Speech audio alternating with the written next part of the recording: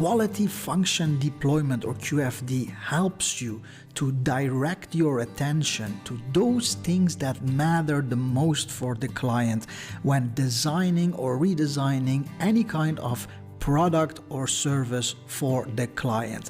That could be software, that could be a theme park, that could be a car. It does not matter. In our case, many years back, before we were even certified as Lean Six Sigma professionals at the university that we teach, we came to the conclusion that our undergraduate business administration degree needs to be redesigned, because for years it had remained as it was and it was time for a redesign. At that time, the process was a huge mess. You have all these parties, professors, researchers, normal lecturers, IT people, support staff, management, all of them wanting to somehow control this process. No one really knew exactly what we should focus on to give the customer, the potential student, the most value for his or her money. So the process was very messy. Had we known about QFD, the process would have been much more lean, efficient, and effective. So in this exercise, we're going to use that hypothetical example of designing a undergraduate business administration degree with the help of the QFD tool. QFD actually is quite a broad concept. It really is. But at the absolute core of it is this, the so-called house of quality. Now, why is this called the house of quality? Well, I guess it kind of looks like a house. It doesn't look like my house, but it doesn't matter. It looks like a house nevertheless. Now, if you browse various sources, books or internet, doesn't matter, and you look for the house of quality, you will notice something. Each source uses a variation of this house of quality that looks slightly different from the other one. The reason is actually quite simple. There is no universal definition of how a house of quality should actually look like, but there is a core definition, and we use that core definition. So our house of quality contains all the elements that should be there, but maybe in another source you will find that there's an extra element there, or an element that we use maybe not there. Does not matter. This contains all the important stuff. By the way, if you purchase this course, then attached to this video is a resource, a file that basically contains this. This is an empty house of quality that you can later use for your own studies or for your own work. So you can download this empty template as well if you have purchased this course. It is attached to the video. Also, an exercise is attached to this video, so please also download that. Let's go back to our house of quality. On the left side, we see the so-called voice of customer. That is what the customer, the potential student, says he or she wants. The program should be international, affordable, the degree should be respectable, the program should be flexible, a realistic pass chance, and the program should be cool, all right? Just fictional answers.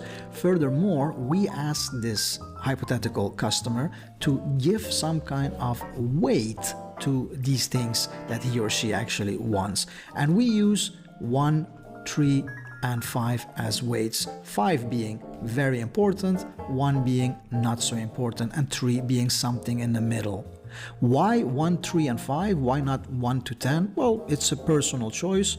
You can deviate from that as long as you give higher scores to things that are more important. It does not really interfere with the end result all that much. We use 1, 3, and 5. On top, we see the factors that we control. Now, what do we control? We control, for instance, the number of lectures, the number of tutorials, the number of research articles that our professors publish per year, or the approximation of that, the number of test moments, so how often can you do an exam, the number of online lectures, so the lectures that are available online on top of being also available physical, the number of foreign partners. These are foreign universities that we partner up with, and our students, for instance, can do an exchange program with them.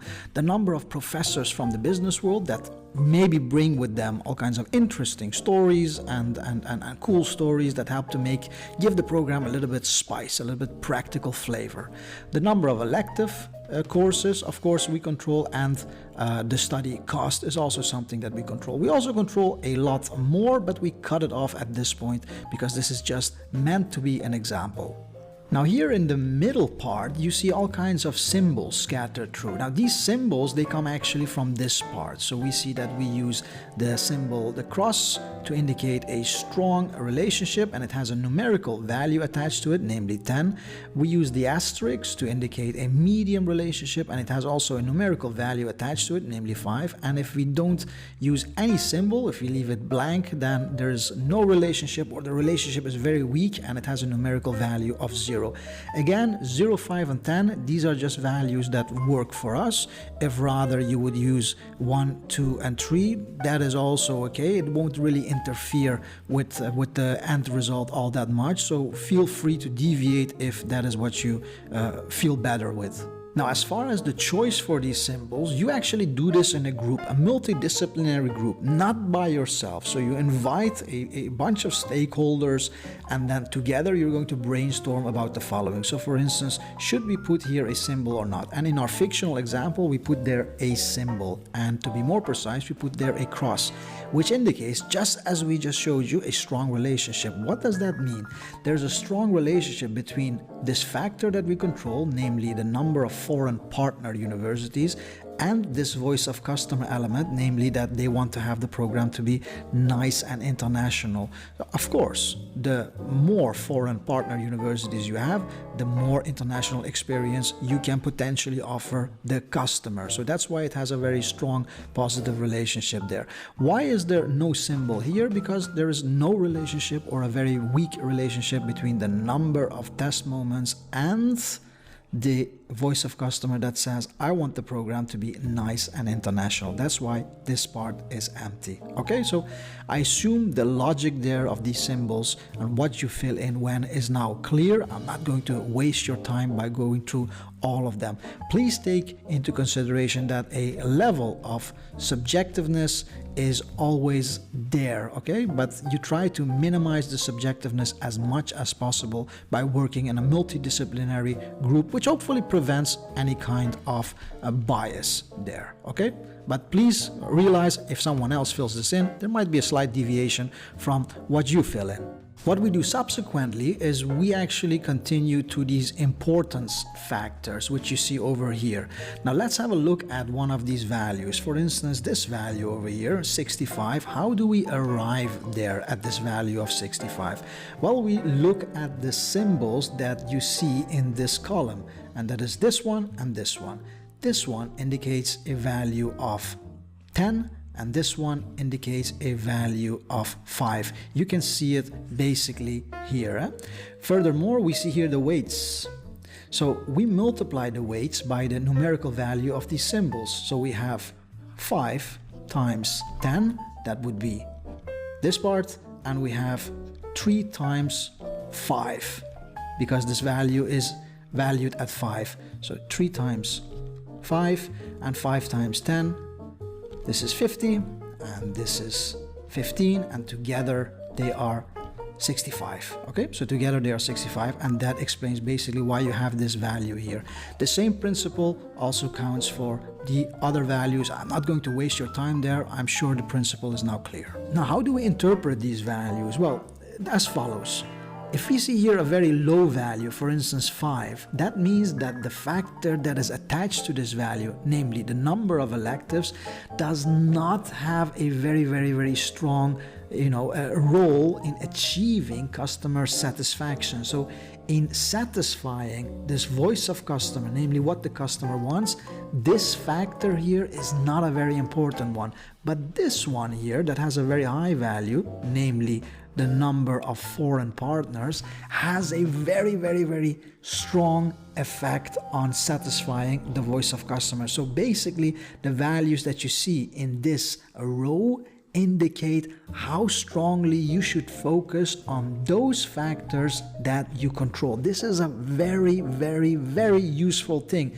Looking back at the problems that we faced when we wanted to redesign our program, I only wish that at that time we were aware of this tool and could utilize it, because it really helps you to focus your attention and see which factor should I focus on the most in order to satisfy the customer's demands. Now in this column, we provide information about our main competitor or our main competitors as an average, and we do it like that. If the competitor is not doing such a great job on that element, we give a score of 1, which indicates that the performance is quite bad.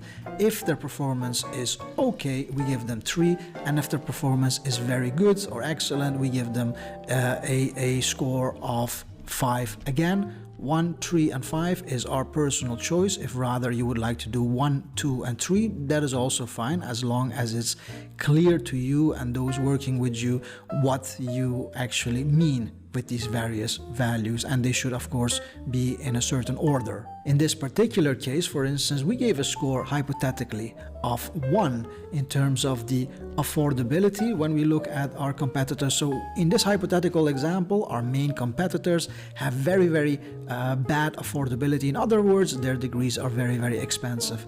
But for instance, in terms of flexibility, we give them a score of 5. So our main competitors or main competitor is doing an excellent job in providing a flexible business administration program to undergraduate students. Now, why do I need that information about competitors? Because it's an extra support in terms of information. For instance, if I decide that I want to focus on the number of online lectures that I provide. Why? Because it has a high score and it helps me to achieve the customer's wishes a lot, so it impacts them a lot, and I wish to focus on that. Then I look up which elements are attached to that, and that would be this, and that would be this one.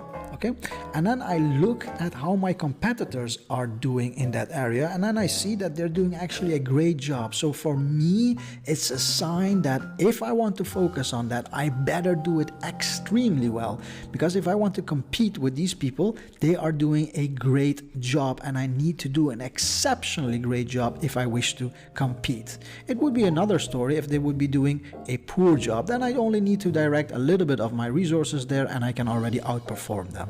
So it's an extra piece of information there that you can use. Now, last but not least, we look at the roof of this house of quality, where we indicate basically the relationship between the factors that we control. For instance, the relationship between study cost and the number of online lectures, and we indicate if that relationship is highly positive, negative, or highly negative, and we use these symbols basically to indicate that. Okay, what does positive mean? Positive means that when one factor goes up, the other one is also likely to go up. Negative means that when one factor goes up, the other one is likely to go down.